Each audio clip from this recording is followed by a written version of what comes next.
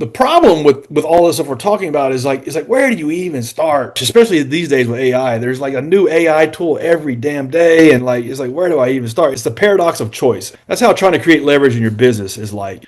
And so, pick one thing. What is the one like big bottleneck in the business?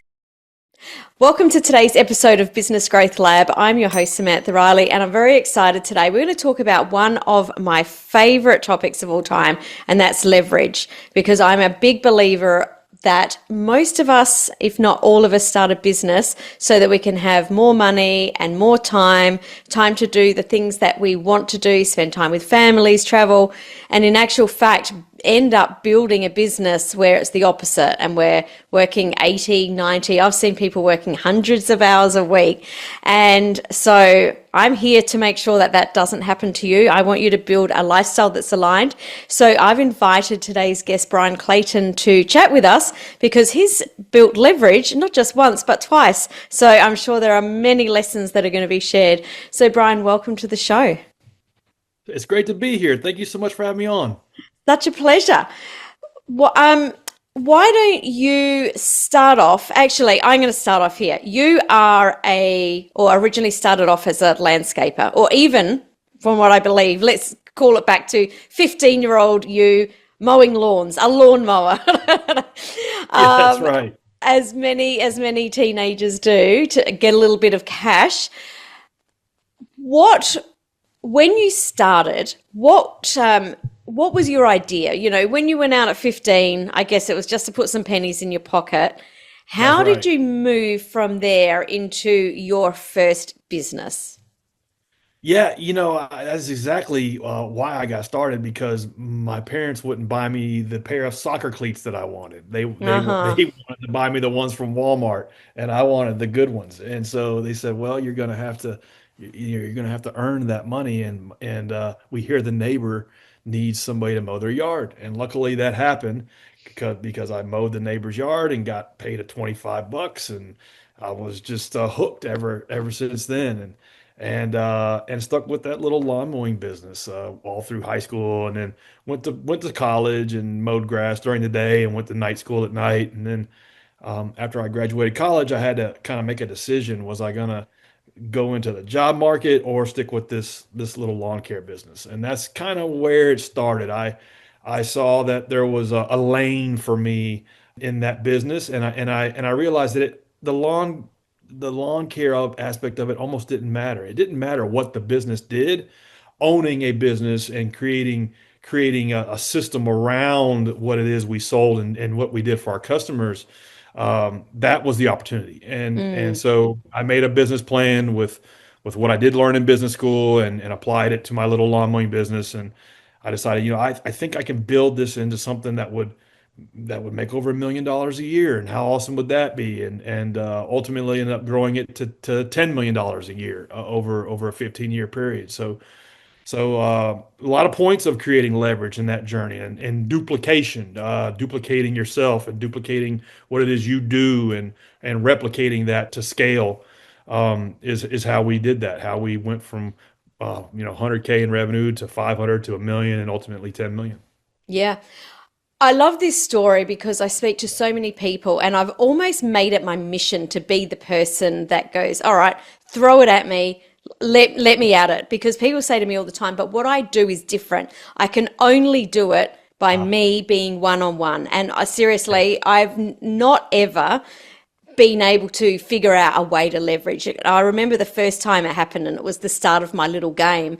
It was actually a pizza restaurant owner in New York, and we were on a call, and it was during COVID, and she was saying, yeah, but I own a pizza restaurant, and I can't leverage that. And I said, well, tell me more about it. And as within a few minutes, she'd told me that she'd bought and sold multiple pizza restaurants, and she helps them to turn a profit really quickly. I'm like, do you think that around the world there are other pizza restaurant owners that would like to know that, how you do that? And it Totally. starts to get people thinking. How did you go from being the lawnmower? Because most people would think, well, no one else can mow the lawns. I have to do that. To actually building that landscaping business to what it was, to that $10 million mark, because that there is a huge journey and I would say a massive mindset shift. Yeah, you can create this leverage we're talking about in many different ways. And that's looking back, that's kind of how I stumbled into growing that landscaping business. It was creating leverage in equipment, investing in equipment. You can buy different pieces of equipment in most any business that will work, that will produce outcomes more efficiently. In a pizzeria context, that could be different ovens, that could be different marketing systems, that could be different delivery systems. It could be anything that lets you do something more efficiently and more profitably and more predictably for your customers. And so growing my little landscaping business, that was one of the ways I created leverage. I took every dime that I could make and invested it in better equipment that did a better job, that cut the time down. The other thing is investing in yourself. You are the bottleneck for your business, whether you realize it or not. And so you don't have certain skills that you need. I know I didn't. And the reality is, nobody teaches any of us how to be a small business leader, a small business Mm. manager. Nobody Hmm. teaches us how to run a small business the correct way. So you have to invest in yourself in terms of training, coaching, classes around these things, around how do you develop your management style, your leadership style, and also the things that you kind of need to know. You kind of need to be like kind of good at about 12 different things, whether it be legal and accounting and marketing and copywriting and customer service and so you have to kind of invest in yourself to get that little bit of expertise in all of these different categories. And so I feel like when you're building a business, there's three things you should be doing at all times. There's working in the business, and that's just, in the context of your client that ran the pizza shop, that's making the pizzas. For me, it was mowing the yards. And then there's working on the business. In the early days, that might be nights and weekends.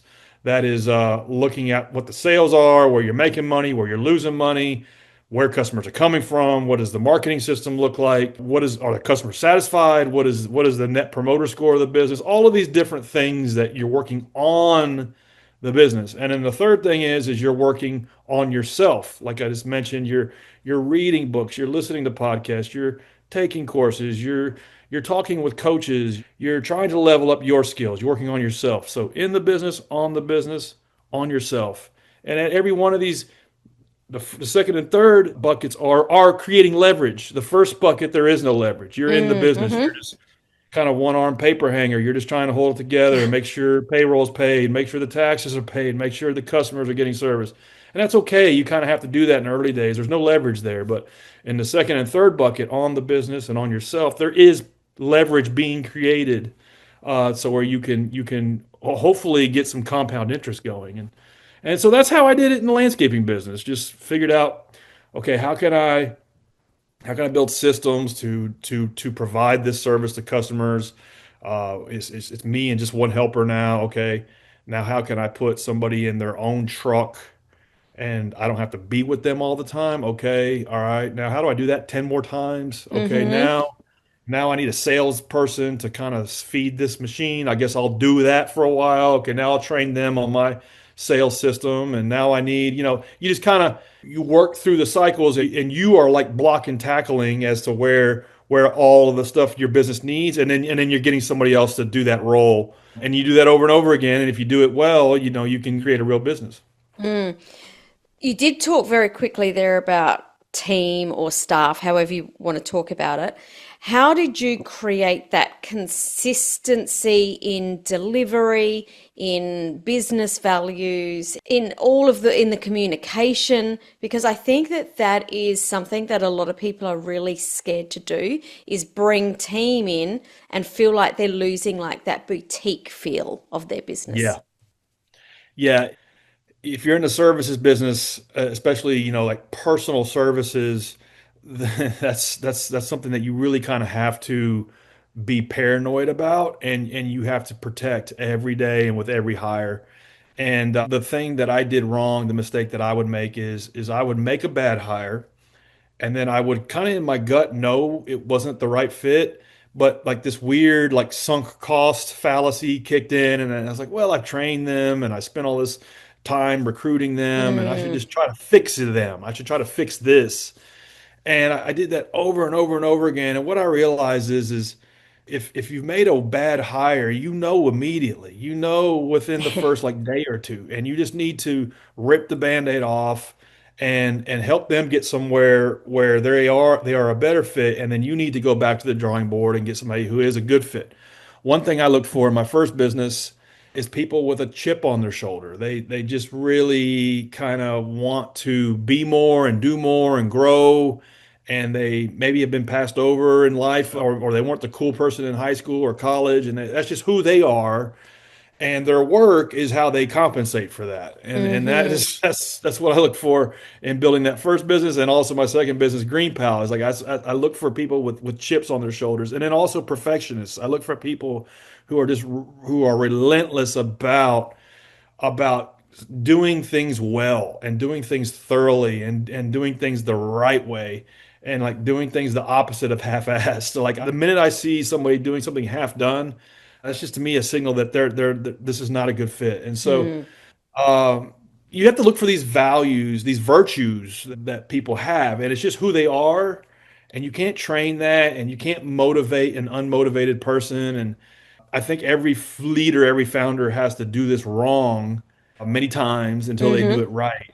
And I can like until I'm blue in the face explain it to somebody, but you kind of have to like make that mistake and suffer through the consequences of that mistake before you realize, okay, I will never do that again. I will never let somebody stay on too long. And so as part of hiring those the right fits and then protecting the culture that you have, it might be two or three people, it might be 30.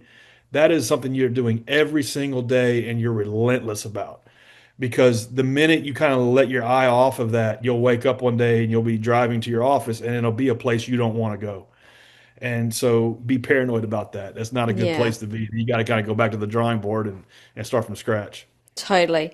I love that you said that you have to fail. And I really want to highlight that because I think so many people, and we actually, I won't say so many people, every single one of us want to get it right all the time because it doesn't feel as bad. It's not as painful.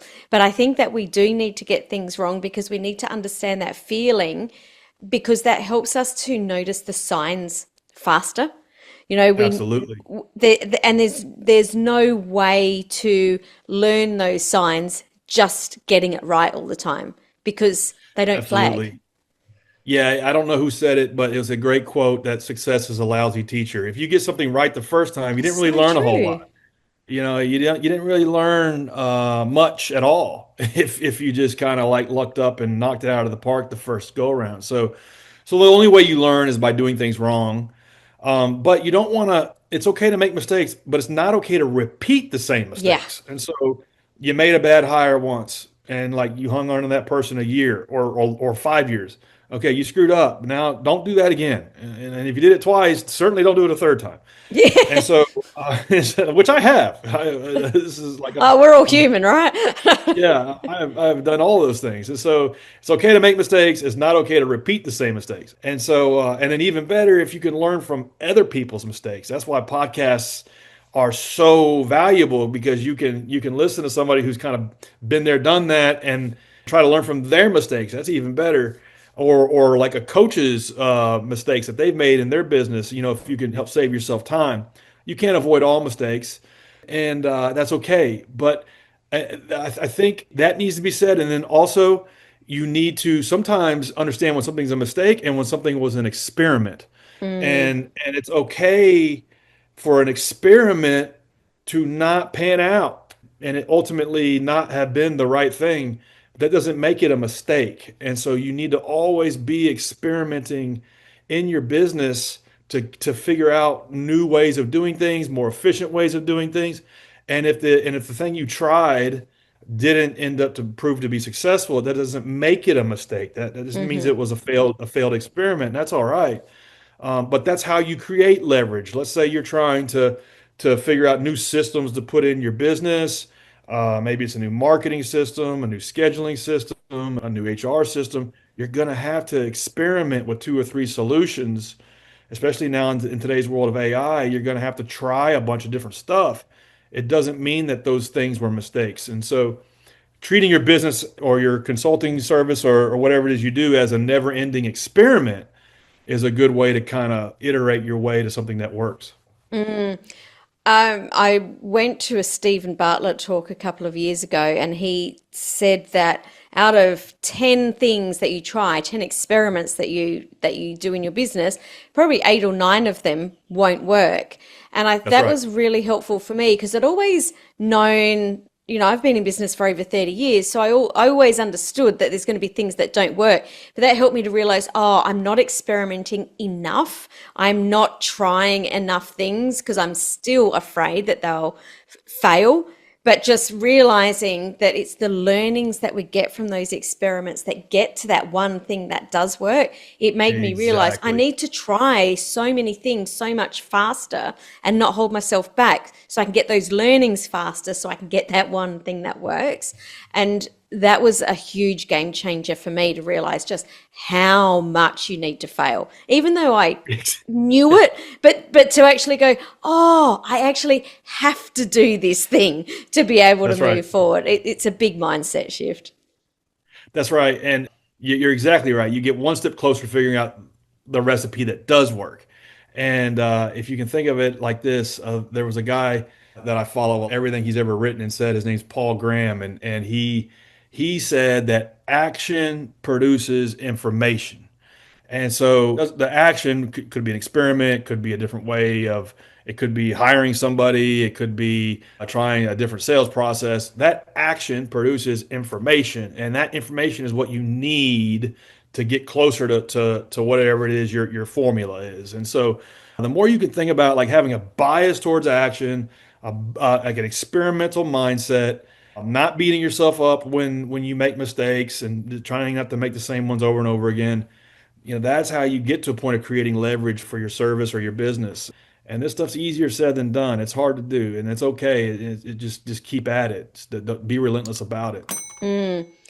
What did you need to overcome from a financial or a mindset perspective to make that first hire? Because I think the first hire Yeah, is the hardest thing to do. And there are so yeah, many people listening right now that probably need to make that first hire that are afraid to do it.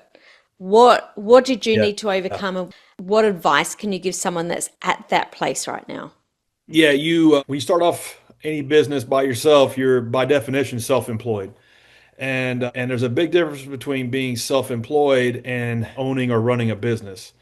And so you're on this journey. And if you want to stay self-employed, be like a solo operator or just you and a couple of helpers, that's okay. There's nothing wrong with Mm, that. But mm-hmm. if you do want to own a business and you do want to create the leverage in doing that, you're going to have team members. You're going to have employees. And so part of that is understanding that a step in the direction of hiring employees is a step in building an actual business.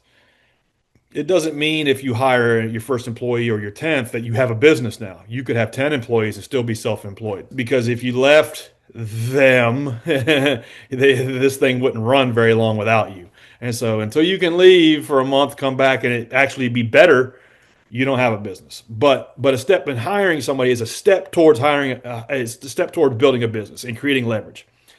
And there have been many times in building my landscaping business and building my second business, GreenPal, that I had people that worked for the company that I was building that made more money than I did. Yeah. And so a self-employed person might look at that and say, that is stupid. Mm-hmm. Why on earth would an employee make more money than me? This is the whole point of this. And you have to kind of think about it. I'm building a business here, and I really need this, I really need this salesperson, or I really need this person who knows AI very well and can help me 10x my business. Or in the case of building GreenPal, my business that I'm working on now, is a lot of times it's developers and engineers. They make a lot of money. And so there have been many times when that person took home more cash than I did, but that's okay. I saw it as a bridge toward where we were trying to go, which was more revenue, more customers, bigger business, and leverage. And so That is not to say that you want to be a martyr for your business and you want Yeah, to like live off totally. of rice and beans forever and like it sucks and you hate it and that's just part of it. That's not, it's just, this is a temporary kind of means to an end that I'm talking about. But it does take that mindset when you want to start getting in the game of building a team around you. You have to take that long view. I think the long-term vision is the biggest thing because you're betting on yourself essentially. Mm. Because I've been in that position that you've been in so many times, but you need to bet on yourself that, well, I'm doing this because I want this. You can't Mhm. just have a short-term view of, oh, this is painful now. You need to have a strategy and know exactly where you're heading. So that's really awesome advice. You you've talked about GreenPal, or you mentioned GreenPal a little bit. Can you share what was it that took you from your landscaping business into GreenPal? What was did it happen that I've had enough of this business and I'm going? Was there an exit and then you were like, what do I do now? Can you share a little bit of that journey? It was kind of the latter. So I had grown the landscaping business to 150 people, and one thing I didn't really understand until like looking at it from the rear view in retrospect was that one of the, I guess one of the rewarding things about building a business is that you as the founder should evolve and grow into a whole new person every year or two because Mm, you're challenged by all of these new things and you have to learn all these new things and you're always ahead of your skis and you're kind of forced into bringing on new skill sets and that's a good thing. What you don't understand is that like that you're getting dopamine in your brain by that progress and you feel like satisfied and rewarded and it can be fun experiencing that. And so that's kind of how the 15 years of building my first contracting business was. It was like I was always conquering new territory. And then I kind of reached a point of like plateau where I hadn't like conquered the world or anything, but I was doing well in the market and the business was profitable and it was kind of on autopilot a little bit. And so I wasn't exposed to all of these like forcing functions of like challenging things. And I got unhappy with it. I got mm, complacent. I no longer received those like that dopamine in my brain yeah. from the business. And I got discontent, I guess is the best way to describe it. And so I thought, okay, I need to do the next thing. I don't know what that is, but I need to create the space for another journey, another Mm, mission. And so the first thing I need to do is try to like see if I can get this business acquired. And so from the moment I had that thought to the moment the business was ultimately acquired, it was like 2 years. And there was a lot of process of rebuilding the business to a point where it could be acquired and then mm-hmm, and then shopping it and then going through due diligence. But ultimately, yeah, it got bought by a large national company that operated these types of businesses all over the United States. And then after that, I kind of exited that company. And then I thought, okay, what am I going to start now? And at the time, it was like 2013, 14. Mobile was just becoming like ubiquitous, and cloud was becoming ubiquitous. And you started seeing all these like Uber for this, Uber for that, startups coming, and I thought, man, I could do that, like why can't I do that? So somebody's going to build Uber for lawn care. I should just build Uber for lawn care. And it was like really like fortunate that I didn't know what I didn't know, and it oh was my like it was gosh, isn't that the best thing? yeah, it really was. It was very much like the best asset I've ever had. It was like that moment of naivete. Yeah, Because if yeah. I had known how hard it was going to be, I never would have done it. And I'm so glad I did start because now, Mm-hmm. now here we are 10, 12 years later, things are working. But back then, man, it was like it was so much more challenging than I could have imagined trying to build a mobile app that people would use to order lawn mowing service. But that was the idea. We called it GreenPal, and now here we are 10, 12 years later. We're still working on the same idea. How do we make it cheaper, faster, smoother, more convenient, more reliable to hire a lawn mowing service? And we started off with like 10 customers, and now we have around 300,000 customers in the United States. So it's been it's been a hell of a journey, and there's been a lot of that working on myself, working on the business, working in the business over the years. But I'm so glad I did it because now I am not the same person today that I was when I was running a landscaping business, and I'm very very like fulfilled by that, and I love running this company. What we have built matters. It matters to small business owners. It matters to consumers who use it, and that's a lot of fun. That's awesome. What would you say are the three biggest things that you've learnt from going into this tech company? Because you don't have a tech background. Um, so I'm not talking about, how a piece of tech works, but I'm talking about from your journey. Yeah, at a practical, tactical level, I had to learn how to write software and learn how to design software and all of that. But the thing I really learned was you think that's the hard part when you start out, and like you think building the product is the hard part. But actually, that's the easy part. The hard part is getting awareness around the product and getting people to use the product is 10 times harder than just, or maybe 100 times harder than just building the product in the first place. So that's the first thing I Mm, learned is one of the like hard lessons I learned was like, if you build it, they will not come. And that actually it is the mechanics of how you're going to get this thing you have built into the hands of people who need it and get them to know that it exists. That is a lot harder to pull off. And so that was the one of the things I learned. The other thing I learned is that Mike Tyson has a great quote that everybody has a plan until they get punched in the nose. And that is how building this company has been. I came from a contractor background. I ran a landscaping business, and I thought I understood how contractors would behave in a platform like this. And I was wrong about pretty much everything. And so you start off with all of these like assumptions, and the thing you have to understand is like most of those are going to be wrong, and you really don't know reality until you build something and get it in the hands of 20 or 30 people who's to start using it. So that was another thing that I learned that you really kind of have to observe real users of this thing that you have brought to life, and then iterate on top of that, start fixing things on top of that. And so those were the two things that I wasn't prepared for. I'm sure somebody told me at some point to expect that, but it didn't sink in until I lived it. love it. I want to go back to number one, getting your thing, whatever that is for your coaching, your consulting, your app, your whatever it is, into the hands of people that need it. It's not just marketing, there's also an education phase around why people need it and then moving them in.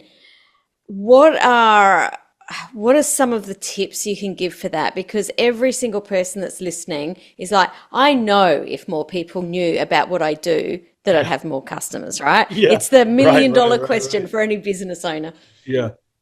Yeah. You have to however much time you are spending on the product or service, you have to then double that for the distribution, marketing, sales, whatever you want to call it. So let's say you're gonna spend 20 hours a week, 30 hours a week of your life delivering or making or creating the product or service, then plan on doubling that for the distribution of it.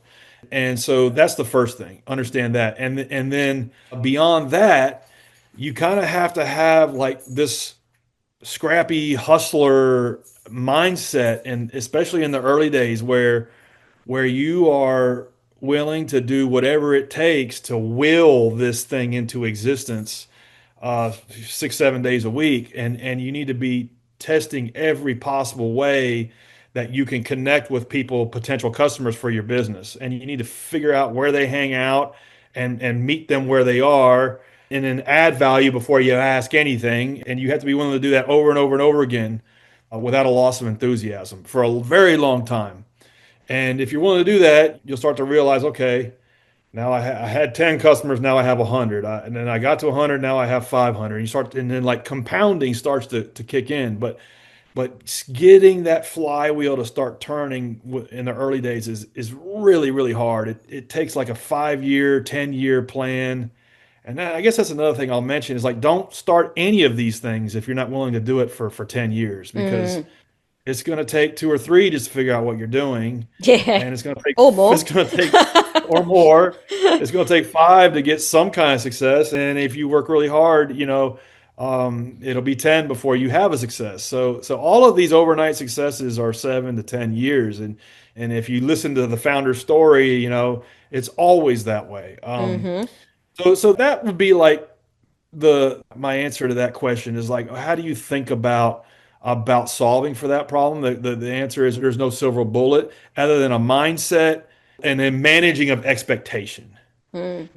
That when you get started, understand that half your time or more is going to need to be dedicated to the sales, the marketing, the distribution of this thing that you're building. When you were in that hustler phase and you were just getting that message out there, what was something that worked that surprised you? Yeah, it kind of evolved through like the different levels of the game. So in the early days, it was we spent a year building the product. We needed people to use the damn thing. And so we Hmm. passed out flyers, literally, like my co-founder and I passed out door hangers all over Nashville, Tennessee, where I live. And that got us our first 100 people. And then the thing that kind of surprised me was I had read in all the books that you need to talk to your customers, and I didn't want to do that, but I set aside time, like a day a week, to just pick up the phone and call these people that were using this piece of crap that we built, and then asking them, like, what did you like about it? What did you not like about it? What did you wish it would do? And then the really enthusiastic ones, I'd say, hey, you mind if I drive out to your house and like go through the app with you or meet you at Starbucks and like walk through it with you? And I want to watch you use it. And like that was so enlightening of like helping us debunk all of the things we were doing wrong and getting us on track to building the right thing. And so the hand cranking of the flyers, getting the initial users, talking to them got us over like the first phase. And then it got us on the path to building a marketing system to where, okay, now we can reach these folks through inbound content marketing, through a little bit of paid marketing on Google and Facebook, through YouTube, through different ways of reaching them. But we couldn't have ever done any of that had we not done the hand cranking of it. And so working through like the different levels of the game was something I didn't anticipate. And Mm. looking back, it was kind of surprising. The thing is I think like the first 100 or like 500 sales need to be personal, need to be Hmm. like hand to hand combat, like because only then do you know what to like systems to build and what leverage to create around that. If you don't hand crank it first, you don't know how to scale it. And so a lot of new founders I come to find in like this new generation, they just want to skip over all that and like go Yeah. to the fun part. And that's not usually how it works. No. And when you go straight to the fun part, it's not fun because it No, doesn't work. doesn't work. Yeah, there is no fun part if you try to go straight to it. Totally. I've loved this conversation, Brian. I think that we all have leverage available to us, and I think that there's only such a small amount of people that actually get there. And just having this conversation will help more people think outside the box a little bit and think, how can I create leverage in my business so that I can create my life the way that I want to? With everyone that's listened to this conversation, what's the one thing around that leverage piece that you want to leave people with? Something that they can implement or something that they can noodle over and think about.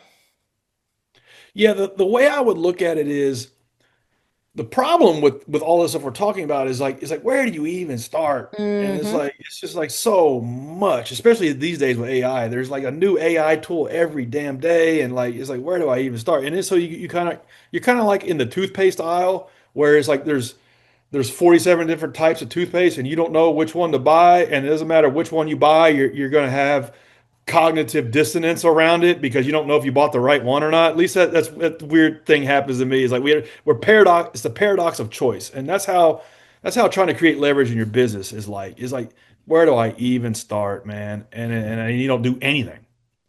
And so what I have found is just pick one thing.